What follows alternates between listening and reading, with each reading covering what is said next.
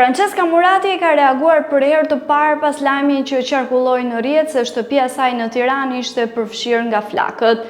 2 ditë më parë, një video e publikuar online tregonte një ndërtesë që DJ duke u shoqëruar me aludime se bëhej fjalë për banesën e ish-banore së Big Brother VIP. Në një postim në rrjetet sociale, Francesca ka sqaruar se lajmi nuk është i saktë. Ajo theksoi se zjarri ka ndodhur në një kat më poshtë nga banesa e saj dhe se situata u vu menjëherë në kontroll. Gjithçka është në rregull, shkruan ajo. Dua t'i falenderoj nga zemra të gjithë ata që më shkruajtën për të parë nëse isha mirë. Mbështetja juaj më preku shumë.